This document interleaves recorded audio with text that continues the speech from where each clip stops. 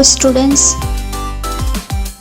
हम पढ़ रहे हैं क्लास 7th का गृह विज्ञान होम साइंस, जिसका पहला अध्याय है स्वच्छता। स्वच्छता में हमें पढ़ना है कूड़ा करकट मल आदि की सफाई। कैसे हम कूड़ा करकट और मल की सफाई करेंगे। स्वस्थ रहने के लिए जिस प्रकार शरीर एवं वस्त्र आदि की स्वच्छता आवश्यक है, उसी प्रकार हमारा घर तथा घर के आसपास का वातावरण स्वच्छ रखना आवश्यक है, क्योंकि आसपास गंदगी रहने से वायु दूषित होते हैं, दुर्गंध फैलता है, रोग के कीटाणु तथा अन्य प्रकार की जीव जंतु उत्पन्न होते हैं, जैसे कीड़े मकोड़े, मक्खी मच्छर, घास फूस, गंदा पानी इत्यादि। अब हम घर के कूड़े करकट एवं गंदे पानी की सफाई कैसे करेंगे, उनके बारे में अध्ययन करेंगे। घरेलू गंदगी 4 रूपों में एकत्र होती है। जो घर की गंदगी होती है वो 4 रूपों में एकत्र होती है। पहला सूखा कूड़ा, दूसरा गंदा पानी, तीसरा मल मूत्र और चौथा बगीचे का कूड़ा। सूखा कूड़ा में फल सब्जियों के छिलके, अनाज का कूड़ा, कागज के टुकड़े, धूल, राख, कपड़े, घर के अन्य टूटे फूटे सामान जैसे बर्तन, खिलौने आदि, ये सब किस में आते हैं? सूखे कूड़े में आते हैं। गंदा पानी में बर्तन धोने का पानी, नहाने का पानी, शौच का पानी, कपड़े धोने का पानी, पशुशाला का पानी, ये सब किस में आते हैं? गंदे पानी के अंतर्गत आते हैं। मल मूत्र, मानव तथा यदि घर में गाय पशु हैं उनका गोबर, ये सब किस में आते हैं? मल मूत्र में आते हैं। बगीचे का कूड़ा घर के आसपास का जो वातावरण है उनमें सूखी पत्तियां, घास आदि इकट्ठा हो जाती हैं। जैसे घर के आसपास क्या होते हैं? पेड़ पौधे लगे होते हैं, तो उनकी गिरे हुए जो सूखे टहनियाँ होती हैं, पत्तियां होती हैं, उनसे भी क्या होते हैं? कूड़े इकट्ठे हो जाते हैं। अब देखते हैं कूड़े को नष्ट करना। इन कूड़ों को हम कैसे नष्ट करेंगे।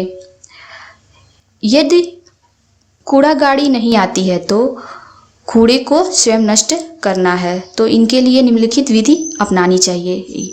जिससे क्या होता है, बहुत से जगहों पे क्या होता है, कूड़ा गाड़ी आता है जो कूड़े को उठा ले जाता है, परंतु कई ऐसे जगह हैं जहाँ पे कूड़े के स्वयं नष्ट करना होता है। ऐसे जगहों पे कूड़ों को 2 विधियों से नष्ट किया जाता है। पहला दबाकर, दूसरा जलाकर। दबाकर में कूड़े को गड्ढे में डालकर ऊपर से रेत मिट्टी डालकर दबा देना चाहिए। यदि घर में पशु हैं तो कूड़े के साथ गोबर मिलाकर खाद भी बनाई जा सकती है। दबाकर जो कूड़ा नष्ट किया जाता है उनमें क्या गड्ढा खोदकर क्या करते हैं, जो भी कूड़ा रहता है उसको उसमें डाल देते हैं, उसके ऊपर रेत या मिट्टी डालकर उसको दबा देते हैं।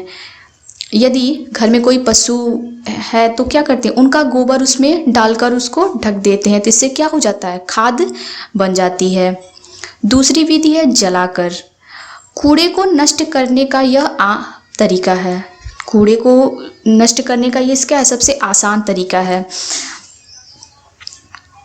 इसको क्या करते हैं, कूड़े को एकत्र करके उनको जला देते हैं। कुछ लोग कूड़े को सड़कों पर, मैदान में या नदी तालाब में फेंक देते हैं। यह बहुत ही गलत तरीका होता है। खुले कूड़े से वायुमंडल दूषित होता है, नदी आदि में डालने से जल भी दूषित होता है। ये था कूड़े को नष्ट करना। अब देखते हैं गंदे पानी का निकासन। गंदे पानी को हम कैसे उसका निकासन करेंगे। घरेलू कार्यों में उपयुक्त होने के बाद अशुद्ध जल की निकासी होना आवश्यक है। जो घर में जो अशुद्ध जल होते हैं, जैसे बर्तन धुलने का पानी, कपड़े धोने का पानी, ये सब क्या होते हैं, अशुद्ध जल होते हैं। इनको निकासी होना आवश्यक है, क्योंकि यदि घर के आसपास पानी इकट्ठा हो जाए तो मक्खी मच्छर पैदा होंगे। गंदे पानी के निकासन के लिए निम्नलिखित प्रबंध होने चाहिए। पहला, जहाँ पानी गिरता है वहाँ नाली अवश्य होनी चाहिए। मतलब जहाँ भी इन सब का पानी गिरता हो वहाँ पे क्या होना चाहिए, नाली होना चाहिए। जैसे रसोई घर, स्नान गृह या शौच गृह में इन जगहों पे क्या होना चाहिए, नाली होना चाहिए। दूसरा दिया है, नालियाँ जहाँ तक हो बंद होनी चाहिए। नालियाँ क्या होनी चाहिए, बंद होनी चाहिए, ऊपर से ढका होना चाहिए। तीसरा, यदि नालियाँ खुली हैं तो उनकी प्रतिदिन सफाई होनी चाहिए तथा उनमें विषसंक्रामक पदार्थ जैसे चूना, डीडीटी पाउडर, मिट्टी का तेल छिड़कते रहना चाहिए। फिनाइल डाल देने से भी दुर्गंध तथा कीटाणु नहीं उत्पन्न होते हैं। यदि क्या होता है, यदि नाला खुला है तो क्या करना चाहिए, उसकी प्रतिदिन सफाई करनी चाहिए। या फिर उनमें क्या होता है, चूना, डीडीटी का पाउडर, मिट्टी का तेल छिड़कने से क्या होते हैं, जो भी उसके कीटाणु और दुर्गंध होते हैं वो नष्ट हो जाते हैं। चौथा दिया है, नालियों में केवल पानी बहाना चाहिए। कागज या कपड़े के टुकड़े या अन्य कोई कूड़ा डालने से नाली का मुंह बंद हो जाता है या पानी के बहाव में रुकावट आ जाती है, क्योंकि ठोस कूड़ा अटक जाता है। मतलब नालियों में क्या है, केवल पानी ही बहाना चाहिए, उनमें कागज, कपड़े का टुकड़ा या सब्जियों का छिलका नहीं बहाना चाहिए। जिससे क्या होता है, नाली जो होता है वो बंद हो जाता है और पानी आसानी से नहीं जा पाता और पानी का जमाव वहाँ पे इकट्ठा हो जाता है। पांचवा दिया है, गंदे पानी की सारी बंद नालियाँ सड़क की मुख्य पाइप से जुड़ा देनी चाहिए, जिससे सारा गंदा पानी उनसे बह जाए। जो नाली होता है उसको क्या करना चाहिए, सड़क की मुख्य पाइप, जो सड़कों पे जो नालियाँ बनी होती हैं उनके मुख्य पाइप से जुड़वा देना चाहिए, जिससे सारा गंदा पानी क्या हो सकता है, उसके साथ ही बह जाता है। यदि ऐसी व्यवस्था न हो तो घर के पास बंद गड्ढा बनवा देना चाहिए, जिससे पाइप से वहाँ सारा पानी इकट्ठा हो जाए। मतलब क्या होता है, अगर ऐसी व्यवस्था नहीं है कि उसको सड़क के मुख्य पाइप से जुड़वा दिया जाए तो क्या करना चाहिए, घर के पास ही एक गड्ढा खुदवाना चाहिए और उसको ढका रहना चाहिए और घर का जितना भी नालियाँ हैं उनको उससे जुड़वा देना चाहिए। जिससे क्या होगा, जितने भी घर के गंदे पानी है वो उसमें चले जाएंगे, वो इकट्ठा हो जाएंगे। अब अगला दिया है, मलमूत्र की सफाई की व्यवस्था। अगला है मलमूत्र की सफाई की व्यवस्था। पशुओं का मल, गोबर की खाद बनाई जाती है। पशुओं के मल से क्या होता है, गोबर की खाद बनाई जाती है। पशुओं को मल को प्रतिदिन पशुशाला से उठाकर पशुशाला अच्छी तरह धो देना चाहिए। मतलब जो पशुशाला होता है जहाँ पशुओं को रखा जाता है उसको क्या करना चाहिए, उनसे पशुशाला अच्छी तरह धोना चाहिए और उनमें जो गोबर होते हैं या गंदा पानी होता है उनको साफ कर देना चाहिए। एकत्रित गोबर को गड्ढे में डाल देना चाहिए जिससे खाद बनानी है। एकत्रित जो गोबर होता है उनको एक गड्ढे में रखना चाहिए, जिससे क्या होगा, वो खाद बनेंगे। पशुशाला में गोबर आदि पड़े रहने से मक्खी मच्छर पैदा होते हैं। जो पशुशाला है, पशुशाला मतलब जहाँ पशुओं को रखा जाता है, उनमें अगर गोबर इकट्ठा रहेंगे तो क्या होगा, मक्खी मच्छर पैदा होंगे जो पशुओं तथा मनुष्य दोनों के लिए हानिकारक हैं। आजकल गोबर से गोबर गैस भी बनाई जाती है। यदि उनकी व्यवस्था है तो उसके अनुसार गोबर पशुशाला से एकत्र करके जहाँ गैस प्लांट बना हो रख देना चाहिए। अगला है मानव के मलमूत्र की सफाई की व्यवस्था। मानव मलमूत्र की सफाई की दो विधियां हैं। पहला जल संवहन प्रणाली और दूसरा मलापरण सूखी विधि।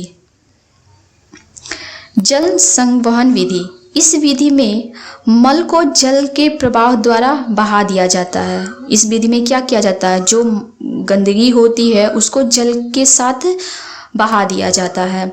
इस प्रकार के शौचालय में शौच के लिए कुर्सी के आकार का विदेशी शौच में मल पात्र होता है। इस प्रकार के शौचालय में क्या होता है, विदेशी शैली का मलपात्र होता है या भूमि पर मलपात्र गड्ढा करना जिसमें दोनों ओर पायदान लगे रहते हैं।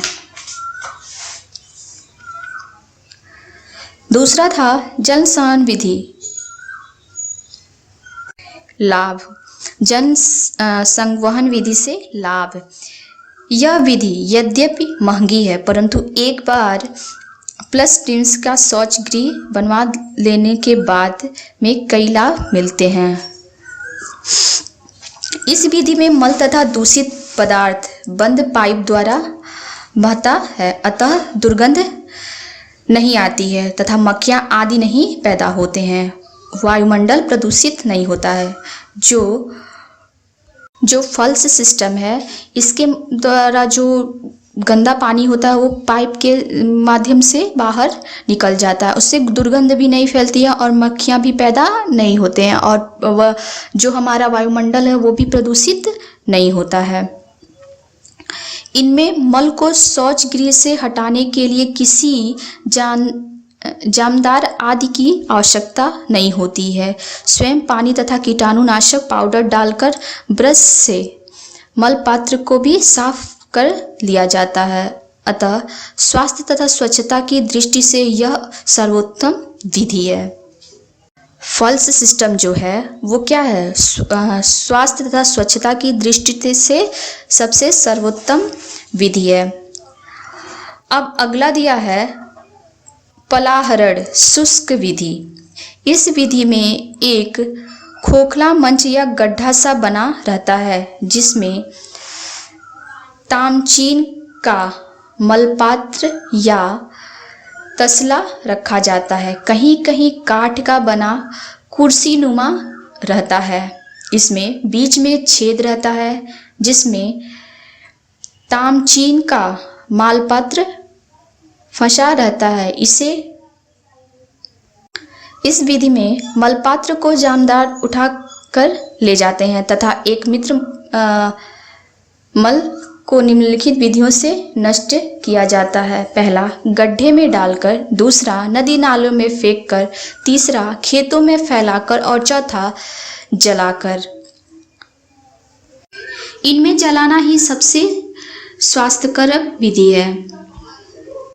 खेतों में खाद के रूप में प्रयोग होना ठीक है परंतु उनसे दुर्गंध फैलती है तथा मक्खियाँ बैठती हैं। गड्ढे में दबाने भी ठीक है पर नदी आदि में फेंक जाने से पानी प्रदूषित होता है। अब देखेंगे सावधानियाँ।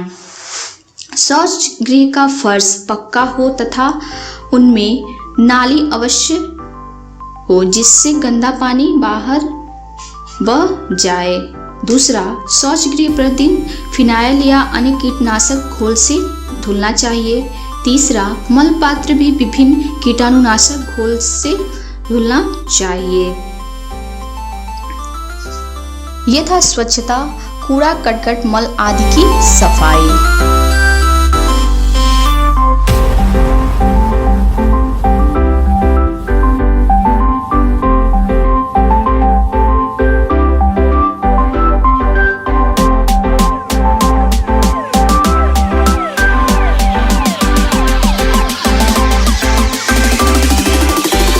Space.